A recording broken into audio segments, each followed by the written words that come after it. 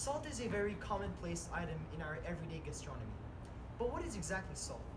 In today's short documentary, we will explain its scientific composition, its use throughout history, and its use in today's slang language. Enjoy. To start off, let's talk about salt as a mineral. There are many different types of salt, ranging from the neon green nickel chloride to the bright blue copper sulfate. But what we mean by salt is the classic nothing special sodium chloride, or NaCl, by far the most common type of salt. Sodium chloride is made up of sodium and chloride ions at a 1-to-1 ratio and is abundantly present in seawater, where it is the main mineral responsible for the salinity of the latter. It is also one of the most essential minerals for human health, partly due to its osmotic properties, meaning that it moves spontaneously to equalize the concentration of solutes throughout liquids. Eating too little salt not only will not decrease the chances of a heart disease, but it also increases the risk for weight gain and high blood pressure. Salt occurs naturally in large beds of sedimentary rock, where material evaporates en masse and dries up the lake or seafloor, where it forms large deposits in many different shapes and sizes, from the crystal mineral called halite to salty marshes and even dry desertic salt flats. However, despite the large quantities of salt deposits, until the Industrial Revolution, the possession of salt at the dinner table was a symbol of wealth and reserved for the rich.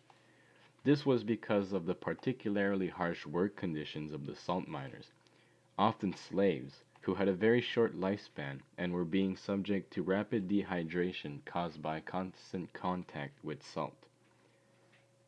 Even today, with modern mining equipment and protective gear, the work of salt mining can still take a large toll on the miners. Obviously, the environment down here is all salt. The ceiling's salt, the floor is salt, the walls are salt, and to an extent, the air is salt. And you breathe that in, and you can constantly taste the salt. And a lot of the miners, they get to a point where either they go one of two ways. They don't put any salt on their food, or they put way too much salt on their food in order to taste it. Though using salt in food was a symbol of wealth, salt was not only used as a topping on food. In fact, as we interviewed Monsieur Letendre, a university professor in Latin language and history, we found out much more about salt's use in the ancient world. Donc, monsieur, c'est quoi l'utilisation du sel dans l'Antiquité? Dans l'Antiquité, le sel a beaucoup d'utilisation. Il faut comprendre, le sel, c'est une matière de base qui est très, très importante. Une des principales utilités, c'est bien sûr, c'est la conservation des aliments. Mais le sel est également utilisé, bon, c'est la conservation des aliments, puis ça vaut une fortune le sel. D'ailleurs, on dit en temps normal que le sel, on payait une ration de sel, notamment aux soldats romains, et ça a donné le mot, justement, salarium, qui veut dire un salaire, parce que, justement, c'est ça, une partie de leur salaire était payée comme ça. Mais il y a d'autres utilisations. Il y a des utilisations en agriculture, entre autres. Il y a des utilisations en cuisine, outre la conservation. Et il y a énormément d'utilisations d'un point de vue médical. Moi, ce que je vous conseille, c'est d'aller voir, en fait, l'auteur Pline l'Ancien. Pline l'Ancien, dans son livre 31 des histoires naturelles, chapitres 39 à 46, il parle exclusivement du sel. Et là, vous allez trouver, bon, non seulement, grosso modo, les informations que j'ai données, mais vous allez également trouver différentes recettes médicales qu'on utilisait dans l'Antiquité. On guérissait, il paraîtrait, absolument tous les maux avec ça, dépendant de ce avec quoi on le mélangeait. Ça pouvait aller de la cataracte à des ulcères, à un produit purgatif. Donc, je vous suggère fortement d'aller voir cet auteur-là. Ça fait plaisir. Not only did Pliny testify of the many uses of salt in his works, we have also found some historical applications of our own.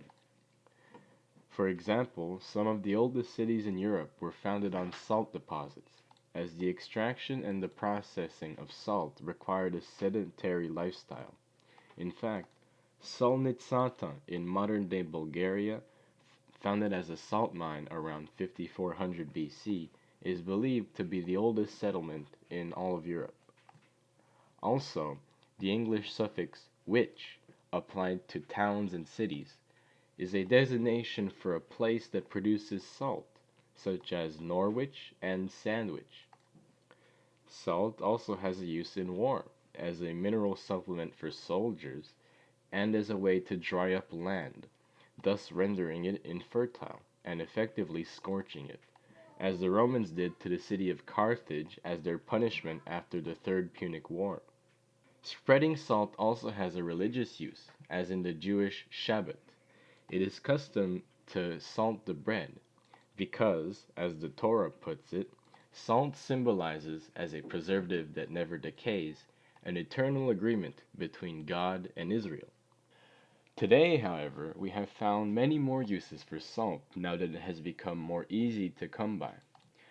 The gastronomic use that everyone is so familiar with only accounts for around 6% of the total salt consumption worldwide, as salt is used much more as an ingredient to create chemicals to then be used in the production of plastics and aluminum, as well as to be used to defrost roads and sidewalks. For this occasion, we have conducted an experiment visualizing and explaining the way salt melts ice and snow.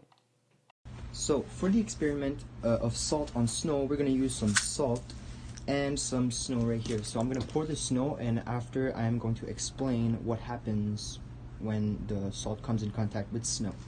So here it is. I'm going to do a big hole. So here we are 30 minutes after the experiment. The snow has melted because we put salt on it, and unfortunately we couldn't keep the perfectness of the snow because people had to walk here. Because the freezing point of salty water is a lower temperature than pure normal water, scattering some salt on top of snow or even ice can help the melting process, thus quickly clearing streets or pavements. That explains the salt. Though salt is most used as a material, its impact on more invisible subjects such as our language cannot be overlooked. The slang use of the word salt in expressions and conversations has evolved quite a lot over time. Before, salt was usually used in connotation with its significant value. For example, masters often called their peasants not worth their salt, as slaves used to be purchased using salt. Nowadays, though, the word salt is mostly used in connotation with its taste, just like the adjective bitter, originating from the United States Navy to relate to disgruntled soldiers. It now sees more use within the youth. Calling a person salty would describe that they often get upset over little things such as a minor embarrassment or a video game. For this occasion, I have conducted an experiment without my teammates being aware, recording his salty reactions to the inexperience of a fellow student in a video game platform, as video games are possibly the most effective way to make a person salty. Warning. The following content contains mild language, though censoring work was done in extreme cases. Some viewers may find it disturbing or deranging. The people in the following clips are not behaving at the best and deserve recognition perspectival to the situation at that time. Viewer discretion is advised. Okay. You also just gained a new level of Jay, you know my the requirement for my heal is 150. Can you... Hello? Hello?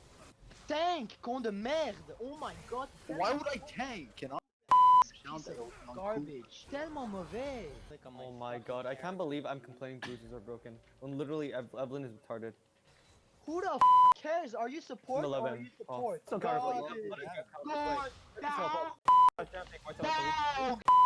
Legit, comme tu veux get un support, man, si t'aurais get Daniel comme support, man, puis laisse-moi dire que t'as regretté. Oh, Daniel's like, when I play Nautilus, it's not the champion that's broken, it's me that's too good at landing. Oh, yes.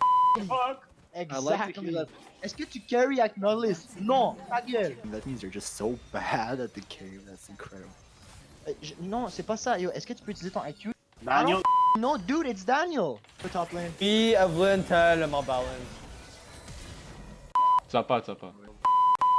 Champ. No, please, come on.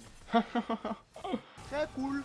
I was an alpha. Elle est où cette Tellement balance, c'est tellement balance. Pourquoi faire miss tous ces skillshots qui me tué quand même? Ça a aucun sens. Je pense que tu vas être tellement brain dead, mauvais à un champion et quand même gagner. C'est triste les gens qui jouent Evelyn. J'ai aucun respect pour les gens qui jouent Evelyn. Oh, Alec! Alec! Oh. Watch out, Alec! Mais pas ça dans le audio, please.